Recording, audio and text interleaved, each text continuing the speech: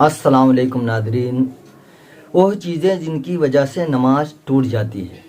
نماز میں بات کرنا جان بوجھ کر ہو یا بھول کر، قصدن ہو یا سہون، تھوڑا ہو یا زیادہ، بات کرنے سے نماز ٹوٹ جائے گی۔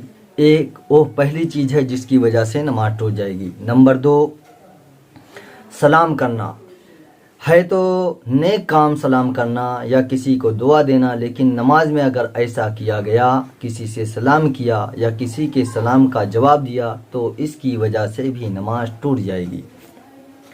نمبر 3، سلام کا جواب دینا، چھینک کے جواب میں یرحمک اللہ کہنا یا نماز سے باہر والے کی کسی شخص کی دعا پر آمین کہنا، ان چیزوں کی وجہ سے بھی نماز ٹوٹ جائے گی۔ سلام کا جواب دیا یا کسی کو چھینک آئی، اس نے الحمدللہ کہا، اس کے جواب میں یرحمک اللہ نمازی نے کہہ دیا، یا کہ وہ کوئی دعا کر رہا ہے تو اس کی دعا پر آمین کہہ دیا نمازی نے، تو اس کی وجہ سے بھی نماز ٹوٹ جائے گی۔ نمبر 4، کسی بری چیز پر انا للہ و انا الیہ راجعون پڑھنا اور اچھی خبر پر الحمدللہ کہنا، اس سے بھی نماز ٹوٹ جائے گی۔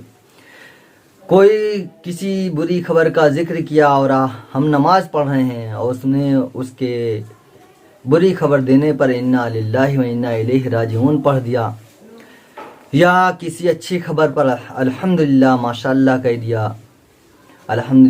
دیا تو اس کی وجہ سے بھی نماز ٹوٹ جائے گی۔ نمبر 5، درد یا غم کی وجہ سے آہ یا اف منہ سے نکل جانا، یہ بھی نماز کو توڑ دے گا۔ نمبر 6، اپنے امام کے سوا کسی دوسرے امام کو لقمہ دینا،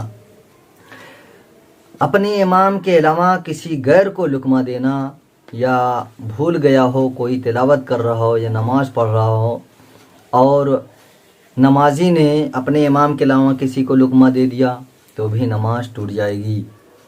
نمبر 7، قرآن پاک کو دیکھ کر پڑھنا، کسی کو سورت نہیں یاد ہے تو سوچا لاؤ قرآن میں دیکھ کر پڑھیں، یہ بھی نماز کو توڑ دے گا۔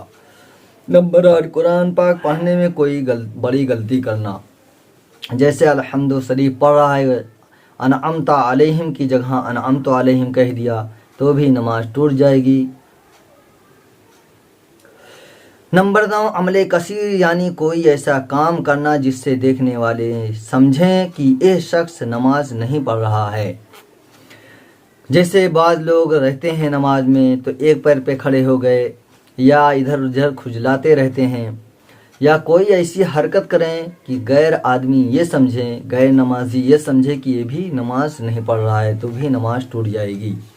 نمبر 10، جان بوجھ کر کھانا پینا بھولے سے ہو یا جان بوجھ کر، جیسے کچھ کھا لیا، کسی نے بہت میا میں اس کے منہ میں کچھ ڈال دیا، وہ نماز ہی میں کھانے لگا تو بھی اس سے نماز ٹوٹ جائے گی۔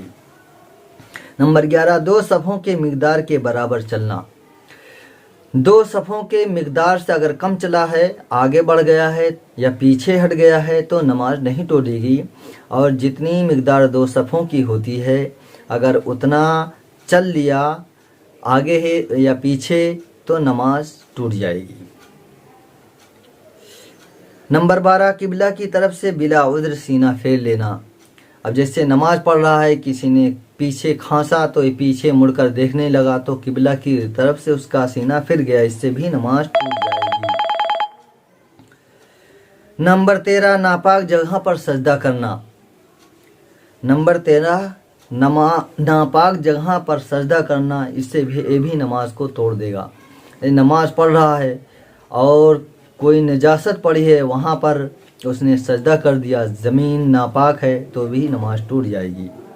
نمبر 14، سطر کھل جانے کی حالت میں ایک رکن کی مقدار ٹھہر جانا، اب کوئی نماز پڑھ رہا ہے، اس کا پائجامہ یا لنگی ڈھیلی ہے، گر گئی نیچے، تو اسے سنبھالنے کے بجائے وہ کھڑا سوچتا رہا تو بھی نماز ٹوٹ جائے گی۔ نمبر 15، دعا میں ایسی چیز مانگنا جو انسان سے مانگی جاتی ہے، اس سے بھی نماز ٹوٹ جائے گی۔ نمبر 17، بالغ آدمی کا نماز میں کہکہا لگا مار کر ہنسنا، بالغ مرد یا عورت ہو نماز میں ٹھٹھا یا کہکہا لگا کر ہنسے، یہ نماز اور وضو دونوں کو توڑ دے گا۔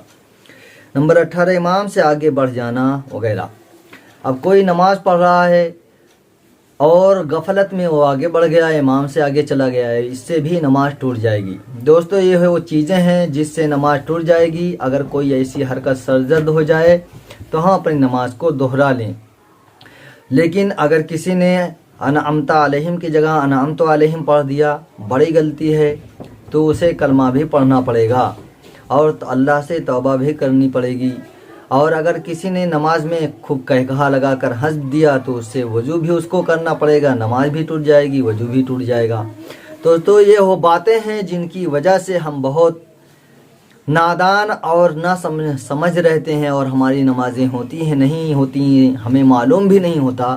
تو یہ پیغام آپ کو اچھا لگے تو اپنے احباب دوستوں کو شیئر کیجئے، صدقہ جاریہ سمجھ کر۔ السلام علیکم ورحمۃ اللہ